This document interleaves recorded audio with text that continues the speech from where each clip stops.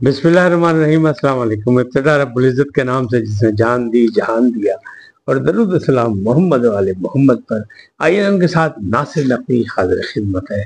नाज़रीन, सियासी सूरत हाल, मुआशी सूरत हाल, बजट हंगामा, ये सारी चीज़ें आपके सामने हैं, लेकिन अब सूरत हाल जा किधर रही है ये बताने के लिए, आगाही देने के लिए आपके पास हाजिर खिदमत हूँ। फैसला कुन इंतज़ाम में लड़ाई का मरहला आ गया है। अब देखें, दो बदू लड़ाई होगी, किससे किससे होगी ये भी बताता हूँ आपको। अब अगली बात क्या है? अगली बात यह है कि दो बड़ी मुलाकातें और सियासी हलचल पैदा हो गई। रियासत मुखालिफ हकीकी लोगों को, यानी हकीकी तौर पर असल में है कौन, रियासत मुखालिफ कर कौन रहा है, क्या कर रहा है, कैसे कर रहा है, उससे क्या निपटना है, बड़े फैसले की हुकूमती तैयारी कैसे, ये भी आपको बताता हूँ। और हर मसले का मंतकी अंजाम नहीं होगा, मसलियत पसंदी होगी तो मामला गड़बड़ होंगे। इन तमाम चीज़ों का अहाता करूँगा मुख्तलिफ मालूमात के साथ, लेकिन पहले आपसे गुजारिश, आइए उनको सब्सक्राइब करें, लाइक करें और घंटी का बटन दबाना ना भूलें, बल्कि अपनी कीमती राय का भी इजहार करें। नाज़रीन, आज पीटीआई ने अपने खान यानी बानी चेयरमैन की रिहाई के लिए एहतजाजी कॉल दी है। पूरे पाकिस्तान में कहते हैं ज़बरदस्त मुजाहरे होंगे, एहतजाज होगा। और KPK के सूबाई वजीर जो है ज़ाहिर शाह साहब, उन्होंने उसके शेड्यूल का ऐलान किया, लेकिन क्या ये माजी की तरह कामयाब होते हैं कि नहीं? क्योंकि बहुत अरसे से इनकी किसी भी अपील पर कोई कामयाबी हासिल नहीं हो रही। कुछ हुकूमती इंतजाम, कुछ दफ़ा 144, कोई जिम्मेदारियाँ, कोई मामला, कोई लोगों के इकट्ठे, कोई क़यादत की फराहमी नहीं हो रही, क्योंकि असल कायदीन जो है वो रूपोश हैं, वो सामने नहीं, लिहाजा कारकुनों के सामने नहीं आ रही। दो बड़ी मुलाकातें हुई और उससे सियासी हलचल पैदा हो गई। एक मुलाकात हुई कि वज़ीर आज़म साहब ने फ्रंट फुट पे खेलने का फैसला करते हुए मौलाना फजल रहमान से मुलाकात कर ली। सियासी हमेशा के हलीफ भी हैं, वो इकट्ठे चलते भी रहे हैं और 16 माह की हुकूमत में इकट्ठे थे, बल्कि PDM के वो तो सदर थे, सरबराह थे, तो उनके पास चले गए। और सियासी मामलात में दरवाजे बंद नहीं होते और कोई हतमी फैसला नहीं होता, लिहाजा ये एक अच्छा कदम उठाया उन्होंने। अभी गो फैसला फजल रहमान साहब की तरफ से नहीं मिला, लेकिन एक फैसला तो साफ हो गया कि JUI PTI के साथ जाने को तैयार नहीं। जो तहफ़्फ़ुज़ आईन पाकिस्तान तहरीक का जो था, उसमें वो शामिल नहीं हो गए। हाँ, वो अपने मौक़िफ़ पर एहतजाजी तहरीक अभी भी चलाने का इरादा रखते हैं।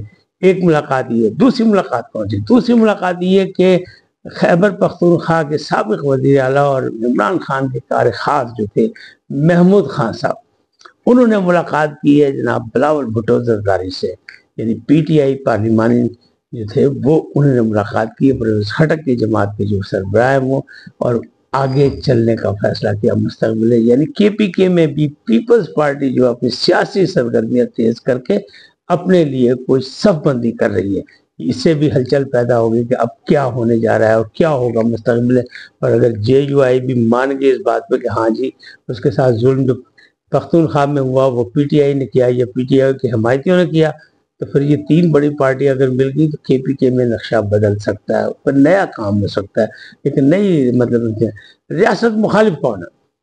लोग ये सवाल करते हैं कि रियासत मुखालिफ के तौर पर कौन है, क्या मामलात हैं और उनके खिलाफ फैसले क्यों नहीं हो रहे। ये लोगों को बड़ी परेशानी है। मतलब जब इमरान खान की वीडियो पे शोर मचा, हंगामा हुआ, फिर उसके बाद ट्वीट आया, फिर उसके बाद एक चिट्ठी गई वहाँ उन्हीं के अकाउंट से, तो रौला तो पै गया ना भाई कि ये सियासी मुखालफत हो रही है या रियासती मुखालफत हो रही है।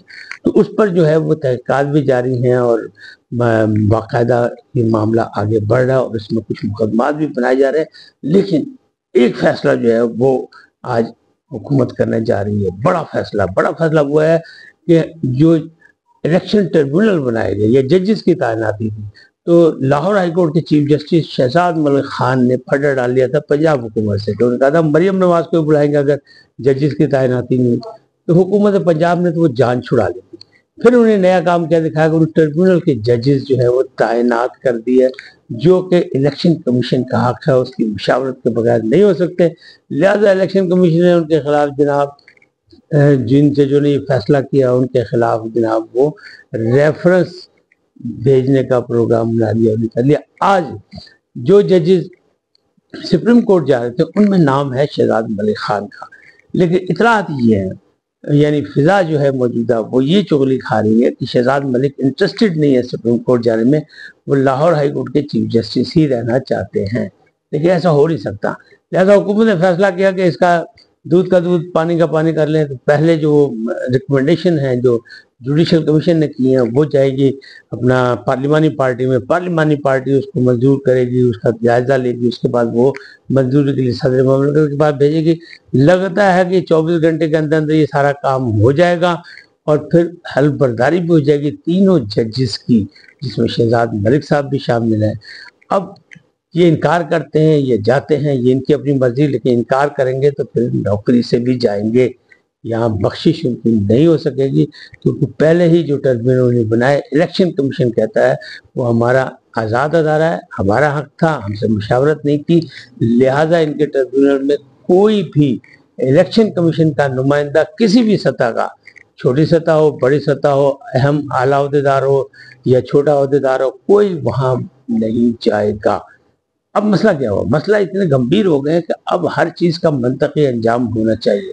نہ 9 مئی کا منطقی انجام ہوا، نہ اب جو ویڈیو لیک کا جو تھا مسئلہ، جو آڈیو لیک کا مسئلہ تھا کہ سپریم کورٹ سے آڈیو لیک ہو گئی، اس کا بھی تحقیقات جاری ہیں، کوئی چیز سامنے نہیں آئی۔ تو عام پاکستانی یہ کہتا ہے کہ بھائی بس کرو، سانو پھڑے نہ پاؤ، جو کرنا کرو، منطق کے انجام تک پہنچو، پتہ لگے کہ دودھ کا دودھ پانی کا پانی، کہ ہو کیا رہا ہے، جو صحیح ہے وہ صحیح ہے، جو غلط ہے اس کو سزا ملنی چاہیے۔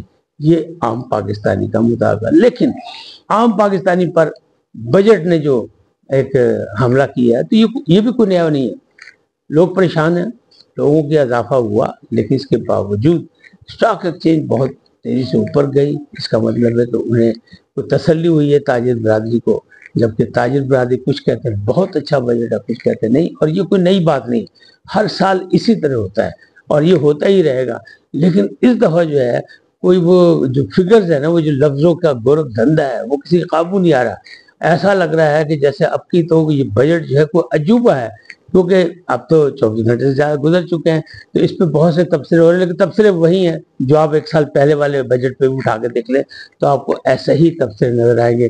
کوئی کہے گا عوام دوست ہے، کوئی کہے گا عوام دشمن ہے، کوئی جو ہے، کوئی کہے گا لفظوں کا گورکھ دھندا ہے، حکومت نے کچھ نہیں دیا، حکومت نے ٹیکسوں کی بھرمار کر دی، IMF کا بجٹ ہے، IMF نے بنا کے دیا، IMF نے سب، تو اتنی مداخلت نہیں ہوتی کہ جناب نے لکھ کے دیا اور یہ پیش کر دیا۔ تاہم دال میں کچھ کالا ہے۔ اورنگزیب صاحب جو ہمارے وزیر خزانہ ہیں، ان سے جب اسلام آباد میں ایک صحافی نے بڑے برملا سوال کر دیا کہ جناب غریب پہ تو آپ لگا رہے ہیں، غریب کی آمدنی فکس کر دی، کسی کو آپ کو پتہ نہیں کہ اس کو پیسے ملتے بھی ہیں کہ نہیں ملتے ہیں، لیکن جو عمراء ہیں، جو شرفا ہے، جو اشرافیہ ہے، وہ جو تاجر برادری اور جو باقی لوگ ہیں، ان سے آپ نے کبھی نہیں پوچھا؟ کیا آپ نے پوچھا محسن نقوی صاحب کہ ان کی جائیدادیں کہاں سے ہیں؟ کیا آپ نے جرنیلز کو پوچھا؟ کیا آپ نے انہیں سب کے نام لے دیے؟ تو وہ جو تھے ثناء اللہ صاحب ڈاؤن کے رپورٹر ہیں، وہ جناب شور ہوا، لیکن اورنگزیب صاحب بھی بڑے پکے کھلاڑی ہیں، انہوں نے بھی بڑے گونگلوں سے مٹی موٹی چاڑ کے اور ان سے کہا ہاں مجھے آپ سے اختلاف نہیں ہے، آپ بالکل صحیح کہہ رہے ہیں، ایسا ہی ہو رہا ہے، کرتے ہیں، اس کا بھی ہوگا، یہ ہوگا، وہ ہوگا، تو گول مول کر کے پائیے نکل گئے پتلی گلی سے اور معاملہ وہی کا وہی ہے۔ تو یہ ایسے ہی ہوتا ہے بجٹ پہ ہمیشہ، لیکن اس دفعہ بجٹ کو لفظوں کے گورکھ دھندے سے زیادہ عجوبہ کہا جا رہا ہے۔ تاہم اس کی جو بھی سرمراحات ہیں وہ بھی ہمارے لیے ہی ہیں، ملک و قوم کے لیے، اور جو اس کی مشکلات ہیں وہ بھی ہمارے لیے، اور ہم نے اور آپ نے ہی برداشت کرنے۔